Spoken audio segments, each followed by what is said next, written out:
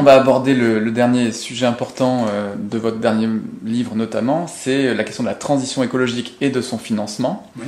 Alors, transition écologique, transition énergétique, c'est un mot qui devient à la mode, on va dire. Oui. Alors, ça peut être inquiétant, puisqu'il y a eu un moment où la mode c'était le développement durable, puis la croissance verte, donc il y a un moment où tout le monde en parle et on ne sait plus trop ce que ça veut dire. Oui. Comment vous définiriez cette transition écologique? Alors, d'une manière générale, c'est l'idée très simple qu'il nous faut rompre avec le modèle hérité de la révolution industrielle d'une économie dont les 2/3 de la croissance sont basés uniquement sur l'augmentation de la consommation d'énergie fossile par habitant. Donc ça, c'est le principe général. Ce qui veut dire mettre en œuvre, une vision de la société décarbonée, beaucoup moins consommatrice d'énergie fossile et beaucoup moins émettrice de gaz à effet de serre. Alors concrètement, quels sont les principaux chantiers de la transition écologique? Le premier, c'est la rénovation thermique du bâtiment, ce qui est un chantier pharaonique qui est destiné à nous occuper pour les 20 prochaines années, puisqu'il y a au bas mot 30 millions de bâtiments en France qu'il faut rénover. Ça veut dire énormément de travail dans le secteur du bâtiment et la possibilité pour les ménages en situation précaire aujourd'hui de réduire considérablement à terme leur facture énergétique, le chauffage notamment. Ça, c'est le premier grand poste. Le deuxième grand poste, c'est ce qu'on appelle l'éco-mobilité. Bon, la mobilité, c'est l'idée qu'il faut arrêter de prendre la voiture tous les jours pour aller au boulot et de cracher du gaz à effet de serre dans les embouteillages. Bon.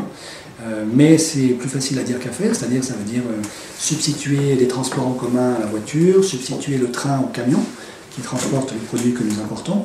Donc là, c'est un énorme chantier lui aussi qui va nous occuper pour plusieurs années, même plusieurs décennies, puisque ça suppose un réaménagement de l'aménagement du territoire, une réorganisation de l'aménagement du territoire en France, de manière que nous ayons des centres urbains très denses en transport public, reliés par du train, si possible avec, et ça c'est le troisième chantier, une polyagriculture, puisqu'il est hors de question de continuer à se spécialiser comme nous le sommes aujourd'hui avec uniquement de la viande au Limousin, du blé dans la Beauce et du lait en Normandie, ces 3 produits faisant 4 fois le tour de la France avant d'arriver dans notre assiette, ce qui n'est possible que parce que le pétrole n'est pas encore trop cher.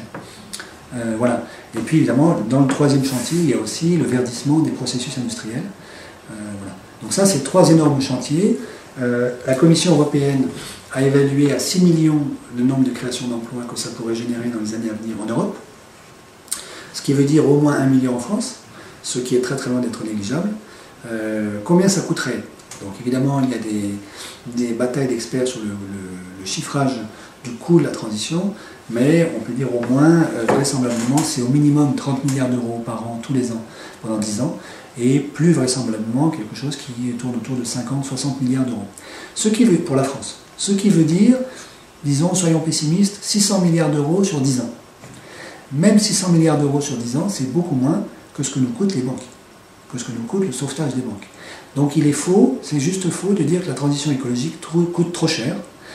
S'il fallait ne pas financer ce qui nous coûte trop cher, le premier poste qu'il faudrait arrêter de financer, c'est le sauvetage des banques, et pas la transition écologique. Alors, après, il est vrai qu'il y a un vrai problème de financement lié au fait que la transition concerne des chantiers qui sont très peu rentables. Disons, la rénovation thermique du bâtiment, c'est peut-être 2-3% de rentabilité sur 10 ans. Ce qui est très très faible et ce qui est, disons, insignifiant au regard de ce que peuvent promettre les marchés financiers, qui continuent de promettre des placements dont le rendement est de 15-20% par an. Alors évidemment, face à du 15% par an, du 3% sur 10 ans, c'est ridicule. Voilà. Mais même s'il n'y avait pas les marchés financiers, enfin je veux dire, même s'il n'y avait pas les placements que proposent les marchés financiers, le taux d'actualisation utilisé par le taux de rendement du capital utilisé par les principales industries françaises reste encore très élevé, c'est du 8% par an, ce qu'on appelle le WACC, c'est du 8% par an, et là, à 8% par an, probablement aucun des chantiers de la transition écologique ne peut tenir la route. Ce qui veut dire qu'à vue humaine, aujourd'hui, le secteur privé n'est pas capable de financer la transition. C'est d'ailleurs la raison pour laquelle il ne se lance pas dedans, alors que les conversations que je peux avoir avec les cadres de grands groupes industriels montrent que ceux-ci sont tout à fait prêts à se lancer dans la transition. Nous avons en France le savoir technique et nous avons, le désir de la part des cadres dirigeants français de se lancer dans ce grand projet. Ce qui manque à tout le monde, c'est le financement. Alors, on va parler du financement. Dans le dernier livre, vous parlez surtout de création monétaire, on va en parler. Il me semble que dans votre livre précédent notamment, vous envisagez aussi malgré tout une intervention de l'État à travers des ressources nouvelles de fiscalité notamment. Vous parliez de réforme fiscale au sens large et puis notamment de fiscalité écologique. Est-ce que c'est quelque chose auquel vous avez renoncé au profit d'un autre mode de financement ou c'est quelque chose qui reste important aussi? Non, ça reste fondamental. La question, si vous voulez, c'est que nous avons deux solutions. Une fois qu'on a compris que le privé ne financera pas, que les caisses des États aujourd'hui sont trop peu remplies pour qu'on puisse tranquillement demander aux États de financer, il reste en gros deux solutions, soit la création monétaire, soit aller puiser dans l'épargne et le patrimoine des Français. Alors l'épargne française, c'est 200 milliards chaque année. Voilà. Ça suffirait effectivement à financer la transition. La question, c'est, nous avons aussi un certain nombre d'autres postes budgétaires qui vont nous coûter très cher dans les années à venir. Je pense en particulier au secteur bancaire. Du coup, il me semble assez raisonnable de garder une partie de l'épargne pour sauver nos banques et d'utiliser la création monétaire pour le financement de la transition. Tout le monde n'est pas d'accord avec moi sur ce sujet et je reconnais que je peux très bien avoir tort sur ce point-là.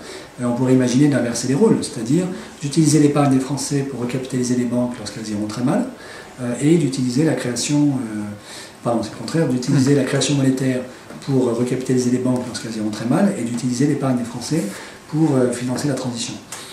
Bon, je ne suis pas dogmatique sur ce sujet. Ce qui me semble clair, c'est qu'on ne peut pas demander aux Français de tout financer. Et il est probablement malsain de tout financer par la création monétaire. Donc il faut trouver un mixte des deux. Mais aujourd'hui, nous ne nous engageons ni vers la création monétaire comme source de financement de la transition, ça c'est le thème de la BPI, la Banque publique d'investissement, ni vers, disons, une refonte massive du système fiscal français qui permettrait de prélever sur l'épargne française ce dont nous avons besoin pour financer la transition. Alors c'est vrai que sur le volet fiscalité, là on touche aussi à des questions sociales, c'est-à-dire que lorsqu'on parle d'éventuellement fiscalité pour l'écologie, on sait qu'elle pourrait toucher aussi beaucoup de gens aux revenus modestes et qui sont eux-mêmes parfois contraints dans l'utilisation de leurs véhicules selon où ils habitent ou qui ont des logements qui ne sont pas isolés, etc. Donc est-ce que c'est une réflexion qui vous intéresse, ce lien entre écologie et social Alors moi je pense que c'est une question absolument fondamentale, c'est-à-dire que je n'ai pas de doute sur le fait que nos élites, tôt ou tard, finiront par comprendre que la contrainte écologique est non négociable, parce qu'on ne peut pas négocier avec la nature. Bon, mais ce que je crains, c'est que, alors, lorsque nos élites se convertiront, elles amorceront la transition sur le dos de la question sociale. C'est-à-dire que le coût d'ajustement sera reporté sur les plus pauvres et les plus précaires. C'est déjà en partie le cas aujourd'hui. C'est-à-dire que dès aujourd'hui en France, nous avons 3 millions de ménages précaires qui n'arrivent pas à payer leurs factures énergétiques. Donc ils sont en précarité énergétique. Et ce chiffre est destiné très vraisemblablement à augmenter dans les années qui viennent. Donc ça c'est un vrai enjeu. Du coup, alors sur le sujet particulier que vous évoquiez, qui est si on introduit, par exemple, si on augmente la TIPP, la taxe sur le pétrole, du coup l'essence devient très chère, un certain nombre de ménages sont piégés, c'est vrai. Alors là, évidemment, il faut trouver des moyens de redistribution, des chèques, de l'État, pour aider les ménages pauvres, de manière que ce ne soit pas eux qui fassent les frais, disons, de la fiscalité. Mais il n'empêche que ceci, à mon avis, ne devrait pas être un frein pour réfléchir à, disons, un vrai signal prix sur l'énergie aujourd'hui en France, qui passerait notamment par l'augmentation de la TIPP. Et alors ce qui est étonnant, c'est que même les pétroliers y sont favorables. Même Total y est favorable. Ceux qui n'y sont pas favorables, c'est essentiellement un certain nombre d'idéologues qui pensent que intervenir sur les prix de marché est un crime, et qui n'ont pas compris l'enjeu de la contrainte énergétique, mais qui ont les moyens aujourd'hui de freiner toute tentative d'augmentation de la TIPP. Alors dans votre livre, vous développez longuement l'option que vous privilégiez, qui est celle d'utiliser la création monétaire pour financer la transition. Est-ce que vous pourriez expliquer de quoi il s'agit? Parce que c'est pas évident pour tout le monde, ces questions de création monétaire. Alors, comment vous voyez ça? En fait, c'est un sujet qui est complètement tabou aujourd'hui, qui est bloqué. Lorsque vous évoquez la planche à billets, tout le monde pense spontanément inflation, puis hyperinflation, puis Adolf Hitler au pouvoir dans 3 ans. Alors, ce type d'association imaginaire est complètement faux. La première raison pour laquelle c'est faux, c'est que la création monétaire n'est pas ipso facto inflationniste. Si c'était le cas, il faudrait fermer toutes les banques demain matin, puisque la première source de création monétaire, la première planche à billets du monde, ce sont les banques privées, qui font tourner la planche à billets à chaque fois qu'elles accordent un crédit. Je l'ai dit tout à l'heure, 90% du crédit, en gros, qui est accordé, c'est de la monnaie qui est créée ex nihilo par la banque. Donc si cette monnaie créée était toujours inflationniste, il faudrait empêcher les banquiers de faire leur métier. En fait, pourquoi n'est-elle pas inflationniste toujours? Parce que l'augmentation de la monnaie en circulation n'a aucune raison de provoquer de l'inflation lorsqu'elle est associée à l'augmentation de la richesse économique, lorsqu'elle est associée à une véritable création de valeur. Au XVIe siècle, en Europe, au moment où on découvre les mines d'or et d'argent, qu'on rapatrie cet or et cet argent en Europe, évidemment, ça fait un afflux monétaire considérable, mais auquel n'est associée aucune création de valeur économique. Alors évidemment, ça provoque de l'inflation. Mais ça ne veut pas dire que toute augmentation de la monnaie en circulation est de soi inflationniste. Et en fait, lorsqu'un banquier fait correctement son métier, en principe, il interroge la personne ou l'entreprise qui lui demande un crédit pour lui demander ce que cette personne ou cette entreprise va faire de cet argent. Alors lui, le banquier au niveau micro, ce qu'il vérifie, c'est que le client qu'il a en face de lui sera solvable, pourra donc lui restituer le capital, et en plus, grâce au projet qui est le sien, pourra créer la valeur nécessaire pour payer également le taux d'intérêt que lui charge le banquier. Si on agrège ces comportements au niveau macro, en fait, ça revient très exactement à vérifier que l'ensemble des projets économiques qui sont soutenus par la création monétaire privée sera de nature à créer suffisamment de valeur économique pour ne pas provoquer l'inflation. Voilà. Donc c'est ça, normalement, le métier d'un banquier. Maintenant, la question, c'est est-ce que la puissance publique est capable de faire le même métier? Donc on revient à ce moment-là sur le sujet dont je parlais tout à l'heure, à savoir cette espèce de préjugé a priori qui veut qu'une banque publique ce soit forcément le crédit lyonnais, et ce avec quoi je ne suis pas d'accord. Sachant que les dirigeants de banque, comme je l'ai déjà dit tout à l'heure, sont les mêmes dans les banques privées et dans les banques publiques. Alors, ensuite, du côté allemand, il y a, disons, un blocage probablement encore plus fort que chez nous, encore que au Trésor, le blocage soit très profond. Mais du côté allemand, le blocage est très très fort. Alors j'étais à la Bundesbank il n'y a pas très longtemps, à Francfort, et alors j'ai découvert à ce moment-là qu'à l'intérieur de la banque centrale allemande, la Bundesbank, sur les murs, il y a des citations du Faust II de Goethe. Alors pourquoi? Parce que dans le deuxième tome du Faust de Goethe, l'empereur, der Kaiser, fait faillite. Il est en faillite. Bon, enfin, il a des grandes dettes. Et il y a quelqu'un qui vient lui dire, mais sire, c'est très simple, vous avez des dettes colossales, pour les résorber, il vous suffit d'utiliser la planche à billets. Et celui qui vient lui dire ça, c'est le diable, c'est Méphistophélès. Alors c'est très très intéressant comme mise en scène culturelle du tabou majeur, du tabou fondateur de la Banque centrale allemande, qui est l'idée que la planche à billets, quand elle est utilisée par le roi, par l'empereur, par l'État, c'est un crime, quoi. C'est le péché, c'est le diable. Voilà. Par contre, quand elle est utilisée par les banques privées, alors là, c'est tout à fait bienvenu. Planche à billets qui, depuis des années, tourne à plein en Europe. L'augmentation de la quantité de monnaie en circulation en Europe depuis le milieu des années 90, c'est plus 15% par an tous les ans. Et depuis 2008, c'est plus 30%. Sans compter le crédit, le guichet illimité qui a été ouvert l'été dernier par Mario Draghi au banquier. Voilà. Donc là, il y a cette espèce de blocage intellectuel, culturel. Bon. Les racines historiques de ce blocage sont assez faciles à identifier. C'est au Moyen-Âge la complainte de ceux qui accusent le roi d'être un faux monnayeur. C'est-à-dire d'émettre de la monnaie dont la valeur faciale est supérieure au contenu en or. Donc il y a ce thème qu'on trouve par exemple chez un moine qui s'appelle Oresmus, qui dénonce ça comme étant la pire des vilainies. Bon. Et évidemment, ceci, à mon avis, alimente une espèce d'inconscient collectif en Europe qui est que lorsque l'État utilise la planche à billets, il fait des bêtises avec. Voilà. Je crois qu'il est temps d'avoir un vrai débat public là-dessus et de pouvoir raisonner les consciences, de comprendre que la création monétaire n'est pas ipso facto inflationniste, que l'inflation, ça n'est pas toujours l'hyperinflation. Par exemple, dans les années 70, nous avons connu une inflation à 2 chiffres, qui était essentiellement due au choc pétrolier, qui n'avait rien à voir avec, disons, un laxisme politique, et nous n'avons pas eu d'hyperinflation pour autant. Et puis, troisièmement, l'hyperinflation, ça n'est pas Hitler au pouvoir. Hitler est arrivé au pouvoir en 1933, démocratiquement, à l'issue non pas d'une phase hyperinflationniste, mais d'une politique de déflation, menée par le chancelier Brüning de 1930 à 1933. Ce qui me fait dire de temps en temps que si nous voulons absolument que Marine Le Pen arrive au 2e tour des élections présidentielles en France en 2017, alors il faut continuer l'austérité budgétaire telle que nous l'avons commencé. Alors en même temps, ce que vous proposez, en tout cas dans le livre, c'est pas qu'un État où par exemple la France crée de la monnaie pour financer la transition écologique. Vous restez quand même au niveau européen, oui. Et vous parlez toujours de la BCE malgré tout, mais donc une nouvelle BCE oui. Et sous contrôle démocratique, c'est ça votre idée? Tout à fait. L'idée, c'est que, disons, la planche à billets qu'utilise aujourd'hui la BCE pour sauver les banques soit utilisée pour financer la transition écologique au niveau européen. Donc ça veut dire quelque chose comme 300 milliards d'euros tous les ans au niveau européen, 3 000 milliards sur 10 ans. Bon. Mais que pour ça, elle soit évidemment replacée sous contrôle démocratique, sous un contrôle politique, qui lui donne l'ordre de financer la transition. Parce que sinon, la BCE ne le fera jamais d'elle-même. Ce n'est pas du tout dans son mandat actuel. Alors, du coup, ça pose la question des structures politiques européennes. Ça amène évidemment à l'immense chantier qui est comment fait-on pour avoir une véritable union politique européenne aujourd'hui. Et disons que la thèse que je défends dans le bouquin, c'est que nous devrions essayer en Europe de construire des institutions politiques qui ne soient ni purement publiques, enfin qui ne visent pas simplement au bien public et pas simplement au bien privé. Le diagnostic qui est derrière, c'est que ce qui cloche aujourd'hui dans la zone euro et dans l'Union européenne, c'est la privatisation des biens organisés, institués par l'Union européenne. Alors un exemple de cette privatisation, c'est l'indépendance de la Banque centrale européenne. La Banque centrale européenne a le pouvoir de création monétaire.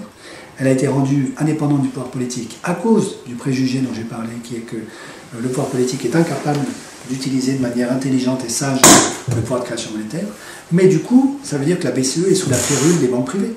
Et si vous regardez ce qui se passe depuis 8 ans, je vous mets au défi de trouver une seule décision prise par la BCE qui soit défavorable aux banques. Une seule.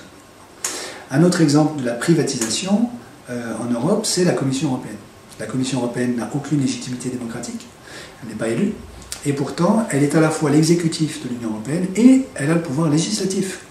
Donc il y a une confusion des pouvoirs attribuée à une assemblée, disons, de techniciens européens sans mandat démocratique qui relève, comme ces techniciens en plus sont eux-mêmes la proie du lobby très très intense, notamment des banques, qui relève à mon avis d'une forme de privatisation des biens communs en Europe. Alors, l'alternative à cette privatisation et l'alternative, disons, à un pouvoir exclusivement public qui, évidemment, comporte aussi des risques que nous connaissons au XXe siècle en Europe. L'alternative, c'est de comprendre que ce que nous avons à préserver en Europe, ce sont les biens communs au sens de l'économiste Elinor Ostrom. C'est-à-dire des biens qui sont destinés à tous, mais qui peuvent être privatisés. Alors la métaphore qu'on peut utiliser, c'est celle d'un étang, d'une réserve de pêche. Bon. Les poissons qui sont dans l'étang sont à la destination de tous. Bon. Mais si moi j'arrive la nuit et que je pêche comme un sauvage dans cet étang la totalité des poissons, il n'y en aura plus demain pour personne et ils ne pourront plus se reproduire et la totalité de la tribu qui se nourrit sur cet étang mourra. Voilà. Alors ça, c'est la tragédie des communs, bon, qui est bien connue des économistes et qui pourrait servir, disons, de métaphore pour l'ensemble des biens que nous voulons promouvoir en Europe et en fait dans le monde. Alors quels sont les biens communs que nous avons en commun entre nous?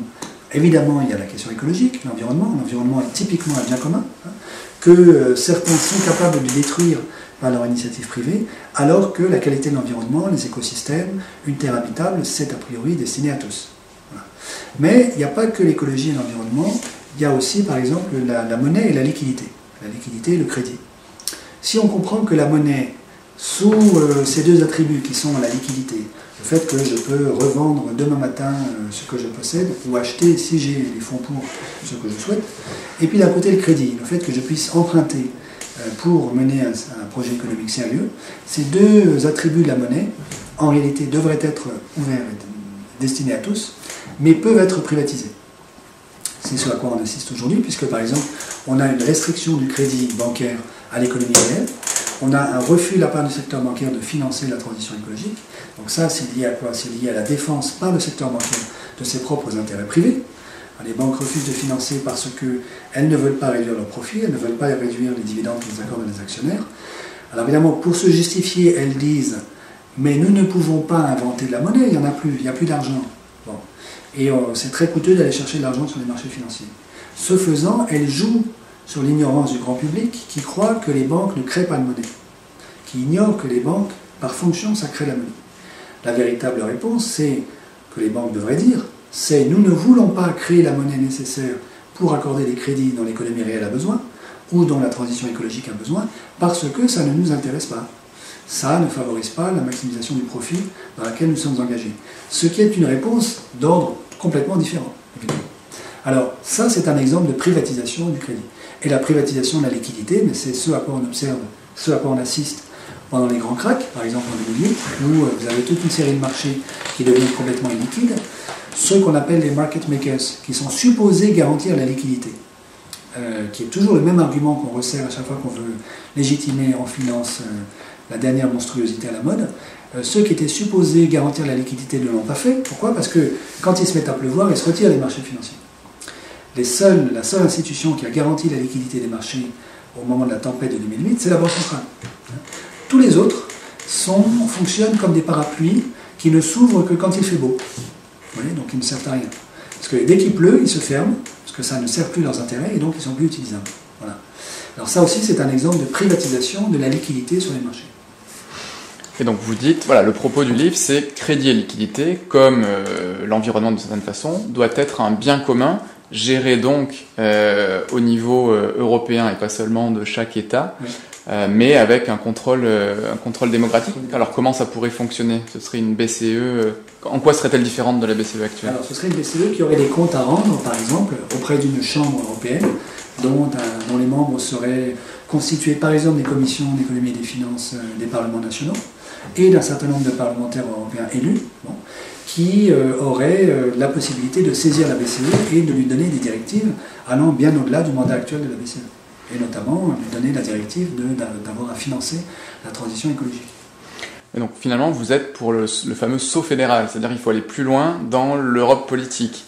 Et en même temps, c'est pas complètement le propos du livre aussi, puisque vous revenez en arrière sur certaines choses, ou en tout cas vous dites, par exemple sur l'euro, en monnaie unique ça ne fonctionne pas, il faudrait revenir à une monnaie commune. Donc c'est pas non plus ça le propos. Donc quel est le... Alors, ceci pour plusieurs raisons. La première, c'est que le saut fédéral, tant qu'on n'a pas discuté de ce qu'on veut dire à travers ça, ça peut signifier une option pour les biens publics. Et donc, disons, un grand État européen auquel je ne crois pas. Parce qu'au fond, les biens dont il s'agit, l'environnement, la monnaie, ne sont pas des biens publics, mais bien des biens communs. Voilà. Ensuite, je n'y crois pas parce que la solution fédérale me semble impraticable, disons, dans les mois qui viennent. Pour la raison très simple suivante, c'est que si on devait faire une fédération budgétaire aujourd'hui en Europe, ça voudrait dire que les pays riches auraient à payer pour les pays pauvres. Pas simplement à prêter de l'argent, mais à donner de l'argent. Donc aux États-Unis, par exemple, les transferts budgétaires des États riches vers les États pauvres, c'est de l'ordre de 2, 3, maximum 4% du PIB de ces États. Aujourd'hui, on n'en est pas là du tout en Europe. Et donc, une fédération budgétaire en Europe, ça voudrait très certainement dire au moins des transferts budgétaires de 2, 3, 4% du PIB des États riches vers les États pauvres. Alors, 3% du PIB allemand, c'est ce qu'a coûté à l'Allemagne de l'Ouest la réunification pendant les années 90.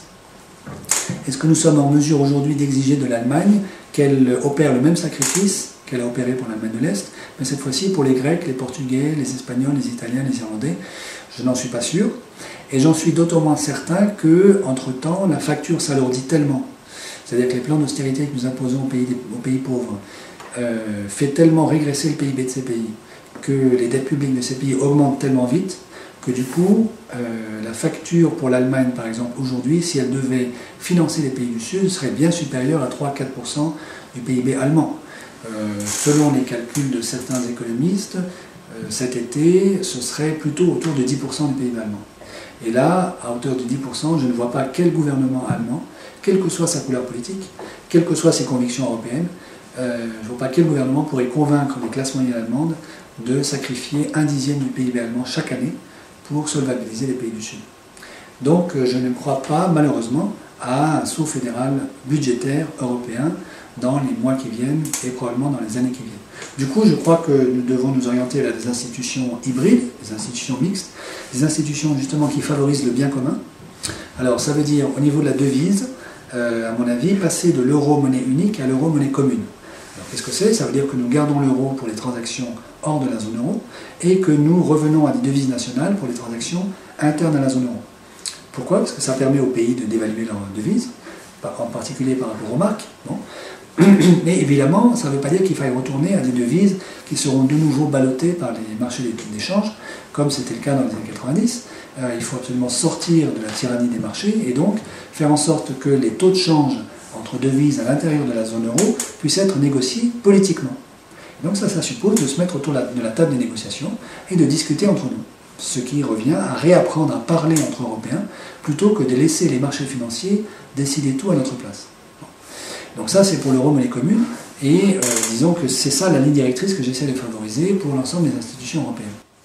Quoi qu'il en soit, ça nécessite de se parler, mais ça nécessite aussi de sortir des traités actuels, ou en tout cas de désobéir à certains articles. Enfin, il y a des articles la plupart des articles empêchent beaucoup des alternatives que vous proposez. Absolument. Aucune de ces des mesures dont on a parlé là dans les 5 dernières minutes n'est compatible avec les traités européens actuels.